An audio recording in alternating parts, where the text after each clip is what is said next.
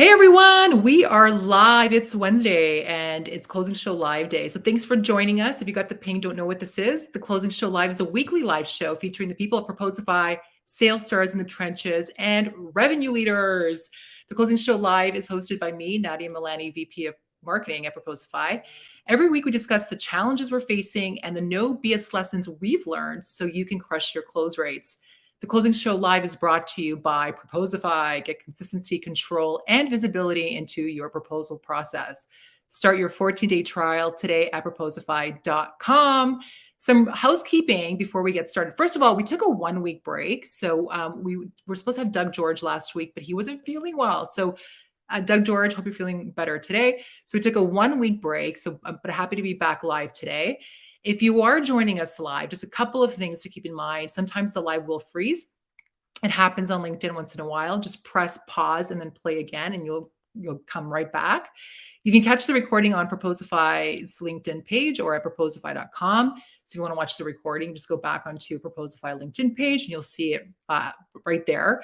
To win a prize, just ask a question in the comments. And today we're giving away 2 cool things, one Proposify swag pack and one Gong swag pack. And the reason why is because LaManna is here from Gong. He's an AE at Gong. And they're launching a brand new merch line. So you're going to get like the latest and greatest from Gong, which is amazing. So thanks, Gong, for that. And Hunter will be picking the prize winner at the end of the show. So stick around. We have the magic prize wheel that will pick the winner. So all you got to do again is ask a question. Hey, Tim, nice to see you here. Let's go. So it's time to look at how you're spending your time. In sales, you know, it's all about consistency and performing the right actions at the right time. By the way, I also think it's the same for marketing. But Brian LaManna will share his framework today on how he became one of the best AEs at Gong and how he made it to President's Club 4 times. So not once, not twice, 4 times. Hey, Brian, how's it going? I'm doing great. How are you, Nadia? I'm doing so well. Thanks so much for joining today. We're so excited to have you. Thank you, thank you, thank you. And remember, if you have any questions for Brian during the show, all you got to do is answer or ask a question in the comments field. And Tim says, I can never have enough Gong swag. I know, neither can I. And I can never have enough Proposify swag too. So we're going to get right to it, Brian. I want to ask you some questions right away because the 30 minutes goes by so quickly every single show. And I want to make sure I get to it all. So I want to start with your journey as an AE. And take me through how you were able to generate so much success in such a short time frame, and how were you able to make it to President's Club 4 times? Yeah, first off, thanks so much for having me. I'm a huge fan of the closing show and appreciate the invite to be on and to get to share a couple learnings with the guests as well. My AE journey at Gong has been really great. I actually joined in August of 2021. Out of college when I graduated in 2018, I kind of stumbled into tech sales like a lot of different people do. I went through a career fair one day. I wasn't sure if I wanted to be in sales, wanted to be in marketing, what have it. And I ended up taking an SDR role and just ended up loving it more and more every single day. Kind of fueled my competitive nature and my edge, wanting to be the best, wanting to be at the top of that leaderboard, and ended up getting promoted to account executive at my previous company and was an AE there for about 1.5 years before making that transition to Gong, and have been here almost 2 years now. So it's been an absolute blast and excited for what's to come as well. That's awesome. So you fell in love with sales right away. You didn't know if you wanted to be a marketer or you wanted to be in sales. Became a BDR or SDR, then became an AE. So when was the first time you hit President's Club? Yeah, that was my first year. So I actually made President's Club as an SDR at Bright Edge. I think we had around maybe 60, 70 different SDRs, and they decided that they would let the top 2 performers year to date make it. So coming in after learning about what President's Club was for the very first time, probably about a month into my role, I made it a goal. I put that on my whiteboard in front of me at the office back in the day in 2018, and just really strive to do my best every single day to put myself towards the top. Love it. I love how you put the goal right in front of you. I'm the same way. I like to put either goals or like things that remind me of like my point of view or things that I need to like keep thinking about. So I love how you put that on your whiteboard. I put it on post-it notes, but I also have a whiteboard. Just my son hacked it with like a whole bunch of like magnetic letters. So I can't see anything that's on it anymore.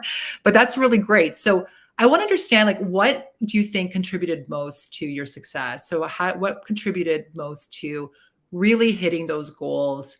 We talked a little bit about the first time you hit President's Club. You mentioned putting something in front of you so you remember that goal. But what was the key reason you think that contributed to your success over the span of your amazing sales career so far?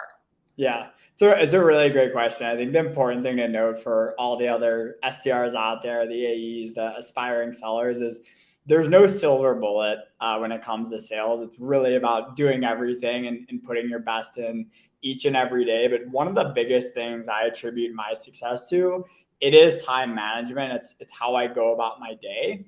At the end of the day, not meaning a pun there, really each seller has 8-9 hours a day, and every seller has that same amount of time. So it's really about like, how can I get more done in my 8 hours than the seller next to me? And what I look towards that is doing things that are scalable, being super efficient, being super focused, and just trying to get better each and every day.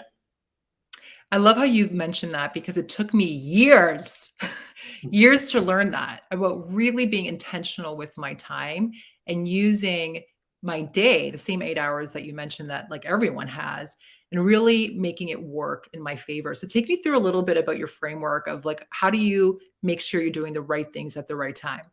Yeah. And it's been a constant evolution as well. And I'll admit, like when I first started as an SDR, it wasn't what I was thinking about. Like, how can I get even more efficient, or how can I manage my time even better? I kind of thought like that topic was, I don't know if boring is the right word, but like, I was more interested in how to handle objections and what I thought was, more exciting at the time. And I've learned to appreciate how important that time management piece is. Really since then, about 6-10 months in, I developed my system for how I went about and just attack my day. And really the thinking behind it is I want to go on offense every single day that I start work. Mm. So the way I break it down, I call it my like plays of the day. But the first thing that I do is I actually go through my active pipeline. So my current opportunities, if you're an SDR, it's whatever meetings you have set. If you're an AE, it's whatever active opportunities are open. And I go one by one and I simply ask myself, if I was working Proposify as an account, as an example, even though they're a Gong customer, I'd ask myself, like, is there anything I can do today, Wednesday, April 12th, to advance this deal?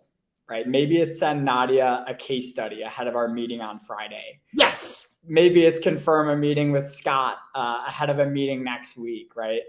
And I'll make that to-do list and I'll go through each of my active opportunities and just make that to-do list first thing of like any plays that I want to get out today on Wednesday, April 12th to advance that deal. And I'll spend about 15 to 20 minutes first thing in the morning fresh when I'm creative, when I'm focused, and I can just really think about like any touches I can get out, whether it's confirming a meeting, prepping for a meeting, sending a case study, a blog article, anything like that to progress the deal in any way. After I go through and strategize, which takes about 15 to 20 minutes on average, I'll go through and I'll execute all of those plays in one chunk. So it might take me 30 minutes some days, other days it might take me an hour, maybe even a little bit more than that. But my goal is to do it in like a deep work type setting where I can just hammer out those 5 emails I have to send or those 2 meetings I have to prep for. And my goal is to really just stay focused, not be opening up Slack and LinkedIn and email and other things, and get all of that done. And it really helps me avoid like context switching. So I can just do that in a really deep, focused manner. The third step, so I've now strategized, I've executed. I'll look at the rest of my day in terms of my calendar and the white space on it for when I don't have meetings. And I'll time block off the rest of the day. I get really, really specific with my time blocks. So for example, today, I have a time block from 1 to 2 p.m. Central Time that says make 30 dials from 2:30 to 3:30, it's sequence 3 different accounts. And right in between that is go for a walk, right? It's nice here in Chicago. It's important to take those breaks. And I want to get some sunshine as well, right? It helps me stay focused. It helps me re-energize for some of those work sprints later as well. So I do that every single day. I strategize, I execute, and then I time block off the rest of my day and get really aggressive with using that time towards revenue generating activities. I absolutely love a whole bunch of things that you mentioned. So one is that like blocking your time and being strategic about your time. It seems simple. It seems like it's a no-brainer. But to be intentional, it takes a lot of effort. So I love like your three-step framework of how to be able to do that. I also love how you take your goals and create these day of kind of plans. Like, how am I going to optimize my day today? And I love how you break that down in those three little steps, because it is a mix of, okay, are my revenue generating things I need to do, but also what are the things I need to do just to feel good? And this is the one thing that I struggle with. And this is one of my sticky notes, is like, take care of yourself, have fun. Because that's a part of it. It's a part of refocusing, it's a part of feeling good, and it's a part of really performing well, really performing well. So we have a question from Joseph here. Given potential interruptions and from team members, et cetera, do you set up D&D on your phone, Slack, Teams, et cetera, to stay focused? So do not disturb. Yeah, it's a really great question. I keep my email muted just so I don't get the noise each time. So when I open it up, I'm more intentional about it. With Slack, I do have it on do not disturb, so I never see when somebody Slacks me. Again, same thing. Only when I open it do I see 3, 4, 5 messages. And then text, I keep on do not disturb mode as well. So in short, yes to all 3 of those. And I try to do them all in chunks. As an example, if you had 3 meetings that day, don't do a meeting, then a follow-up, then a meeting, then a follow-up. Like, hammer those 3 follow-ups all at once after the 3rd meeting. You'll do it a lot quicker. Instead of taking 45 minutes to do those 3 follow-ups, it might take 30 minutes in total when you can just stay really focused. So it's all about avoiding context switching for me, because that's just how your brain works best and how people can get more done. Context switching is the worst. So I'm working on really managing my time, because as you kind of change what you're doing in your career and you're adding more to your day, there's the one thing that I do find will affect my performance is too much context switching. So for example, the BDR started reporting into me in January into marketing. And, I was having kind of all these different one-to-ones happening kind of randomly. And so I was like talking about demand gen. And then all of a sudden I was talking about, our revenue goals and various BDR specific things. So it's really important to structure your day based on kind of like, for me, themes. Like, today is going to be my demand gen day. I'm just going to be talking about demand gen, have all my demand gen meetings. Then it's like my product marketing. Then it's like my BDR team on Wednesdays. And then my one-to-ones, I try to slot in a different day. So I just find it can completely drain you, context switching, if you're doing too much of it. So I love how you added that.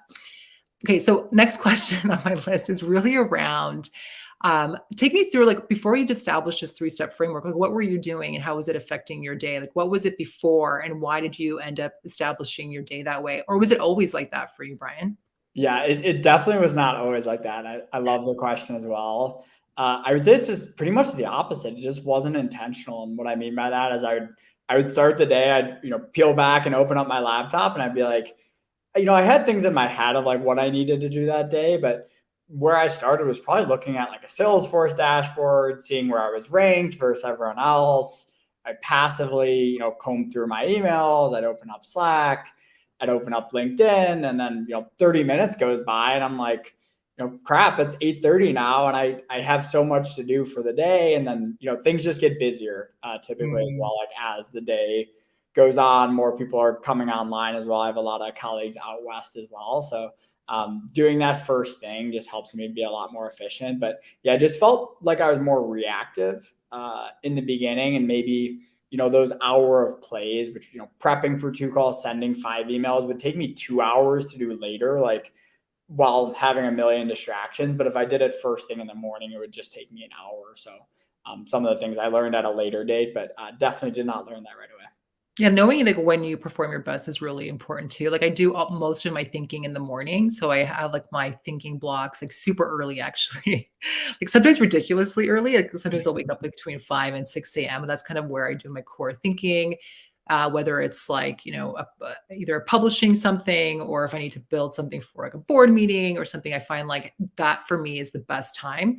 Whereas others find that like their afternoon is when they peak. That's their peak performance. So I love how like establishing when you're best at what you do, that's a really important variable in your time and your schedule. What do you think STRs and A's are doing wrong? Like, what do you think that many people are doing wrong based on like some of the discussions you've been having? I'm sure people have reached out to you because you have certain frameworks that you've made available online. What are the biggest challenges about with managing your time?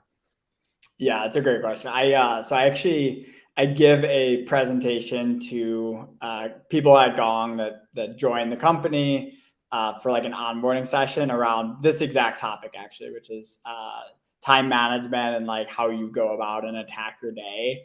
And I think the number one thing I've learned just from speaking to them, which at that point is about a month into their role, is that they have so many different like new tools and new systems they're trying to learn, and they constantly have so many things they're trying to improve on and work on that, again, going back to that concept, it's just like too many distractions, too much context switching, going between email and Slack and a tool like a sales engagement tool or a conversational intelligence tool.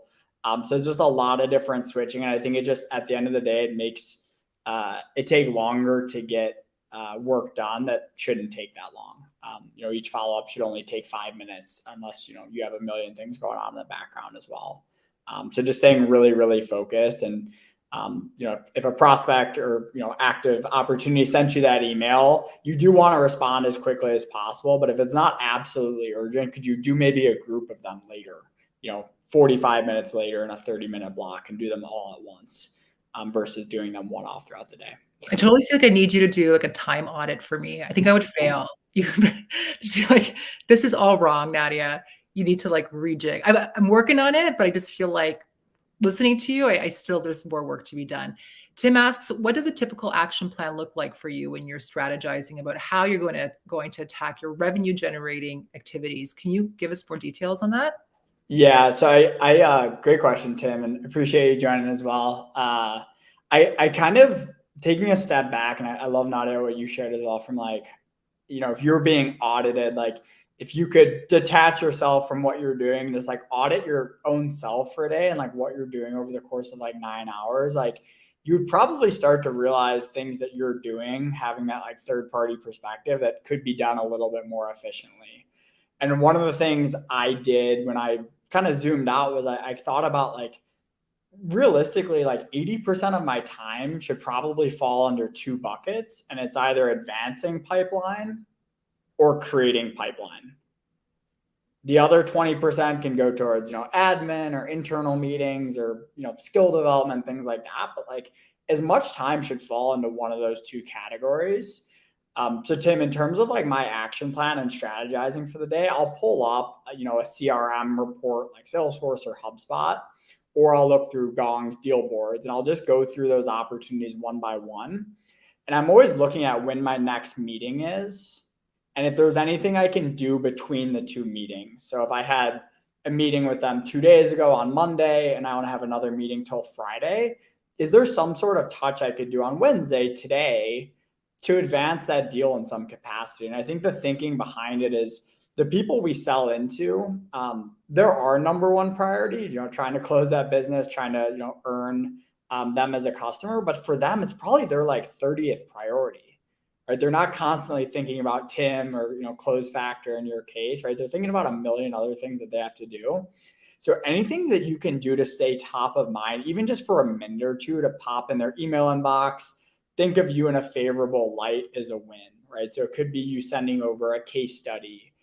It could be sending over a blog article. You could just type in their name in company news, read a recent article, and just send them a quick note that said, hey, Tim, just came across this article about your recent funding announcement. So exciting that the team's investing in X, Y, and Z. Can't wait to speak again on Friday. So it doesn't have to be like overly complicated. It doesn't have to be take 25 minutes to do, but just doing kind of a touch between the meetings goes a really far way. And then really after I go through that advancing pipeline, which is, my strategizing and executing, I spend the rest of the time on creating pipeline in terms of filling up that white space from calling, from emailing, from sending LinkedIn messages, things like that. I'm just curious, so you talked a little bit about how you build your day. How do you look at it through the week? And how do you self-reflect on is it daily you self-reflect, or do you self-reflect on the week? And specifically around your current opportunities and then the new opportunities, how do you balance that on a daily and weekly basis? Yeah, it's such a great question. I take a day by day approach. The reason for that is because if I were to plan out my week perfectly, like at the start of Monday, things just change, things shift, reschedules happen, things move up in priority, down in priority. So I found it hard to really stick to something over the course of a week. Of course, I have my own activity metrics and goals in general for the month that I'm trying to stick to. But I know if I'm being as efficient as possible every single day, some of those metrics a little bit farther out will take care of themselves. The other reason for that as well is taking that day by day approach is I try to keep my calendar as open as possible. We do have SDRs, lucky enough at Gong, I am full cycle, but we also have SDRs that will set up meetings for us. So the last thing that I want to do is, block off all of my Thursday and all of my Friday for different things I've determined now, because I want to give them as much white space as possible to be able to generate meetings as well. So I really just take it like a morning of approach. And I know that at the end of the day, if I'm making absolute best use out of my 8 hours that day, and I do that every single day, the kind of the greater vision typically takes care of itself. But it's important to take a step back every once in a while as well, and just do a little bit of a review over the last couple of weeks or last month to see if you're really driving towards the right goals and metrics. Which is a really great segue to the next question. Jim Andrews, thanks for your question. What type of activity metrics are most important for you to track, pay attention to? Love that question. Yeah, it's a probably pretty hot topic out there. Nadia, you probably have a really great perspective on that as well, with the new kind of restructuring with the SDR team. I'm getting there. Up to yourself and marketing as well. For me, I look at a couple different things. Number one, I just look at total number of activities on the week. So that's across email, LinkedIn, and calls. I try to keep it above 100. I'm typically closer to 150, so about 30 a day. And that's mostly from a prospecting sense versus active opportunity sense. And then I have some more I'll say higher quality goals as well, around generating two new meetings per week in terms of self-source opportunities, and having 6 over the course of a month that I not only sourced, but they showed up, they qualified, they went well. So kind of a range of, broader activity to more higher quality as well. Yeah, I'm still I'm VP level, so I'm guilty of just looking at the broader metrics. I'm always looking at our weekly opportunity number, what's our stage 1 pipeline number, what's our stage 0 pipeline number from an inbound perspective. I'm looking at those on a more frequent basis, but I'm getting better at looking at total engagements of our our sequences, how many actual touches we have. So things like that I'm looking at more, but I need to get better at the daily kind of activity and measuring that. So I love some of the things that you brought up. Joseph asks, how often do you step back and review your efficiency? Is it an ongoing type thing, or a quarterly self-review? It's a great question. I think at first, Joseph, it was more of a weekly, bi-weekly thing, because I was still trying to kind of perfect and constantly optimize my system. And I think it's an important call to taking a quick step back, is everything I've shared today works really well for me, right? It doesn't mean it's the only way of doing things.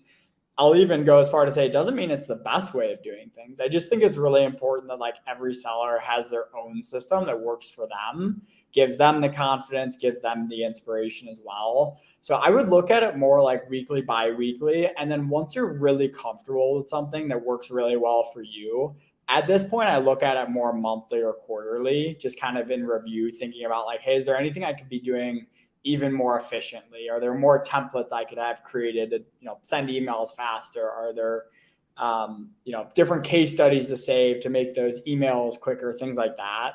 But do it a little bit more frequently if you're not yet comfortable with kind of your operating system.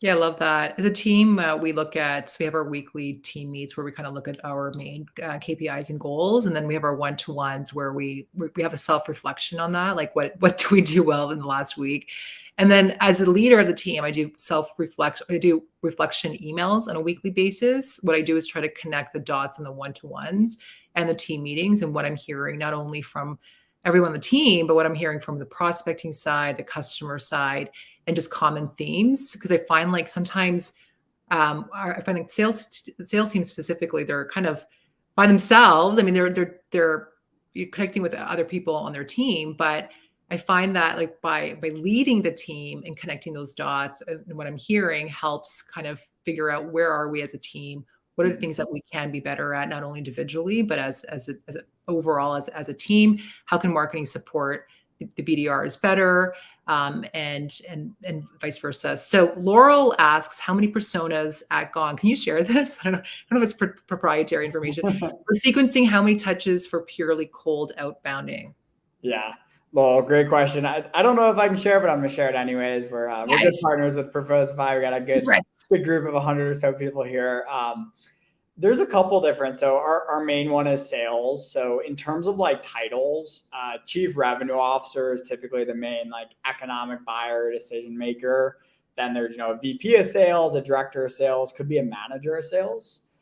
There'll also be somebody in marketing, somebody like Nadia that typically weighs in and can get a lot of value from our solution in terms of being able to understand like the true voice of the customer versus just like the opinions of, what the reps think after meetings, things like that.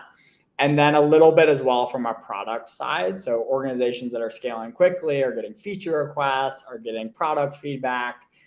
So different people on a product side, even engineers that will set up alerts in our system for, when their one area they're working on gets talked about, they'll get that sent directly to their email, end of day, end of week, things like that. So from a sequencing standpoint, long answer, but typically I'll sequence about 3 to 5 people in total. And I'll typically keep it more to sales and marketing. So that could be a CRO, a VP of sales, a director of sales, and then maybe that like VP of marketing or chief marketing officer as well. So good. What are some frameworks, playbooks, or resources that you can that can help manage your time better as an AE? So would love to hear your thoughts on where can our audience listeners go if they want to get more information on how to better manage their time? Yeah, that's a great question. I think where I get most of like my resources and my learnings are from LinkedIn, candidly. There's a lot of people that put out amazing advice on there, different ideas, different ways of doing things. So I think I would definitely encourage everyone just like go out and follow a couple different AEs or folks they look up to. You can even turn on their alerts via LinkedIn. More than happy to follow me as well. I post daily about things across prospecting, deal closing, time management, really things all related. And for me, that's been a really good kind of organic way of learning, just because you go on it probably daily anyway, so might as well try to learn something while you're on it.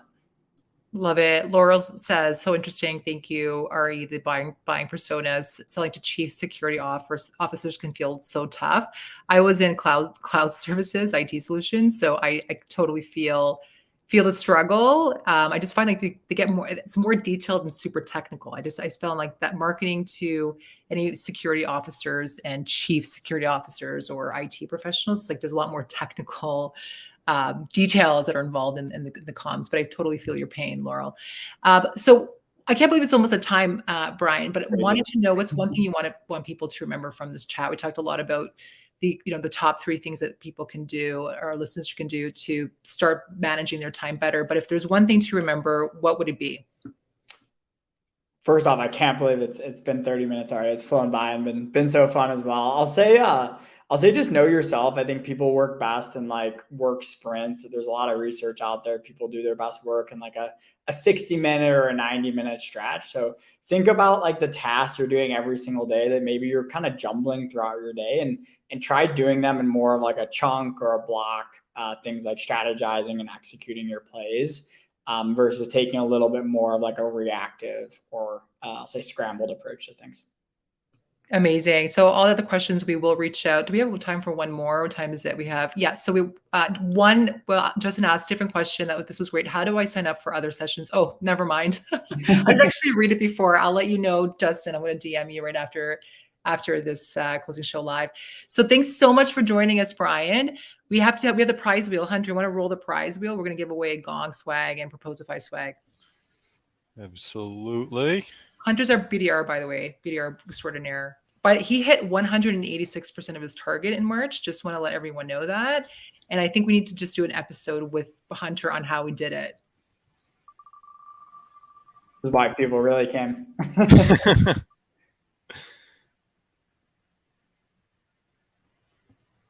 Tim. Yay! Congratulations, Tim. Woo. So we'll send you Gong and Proposify merch. It's awesome.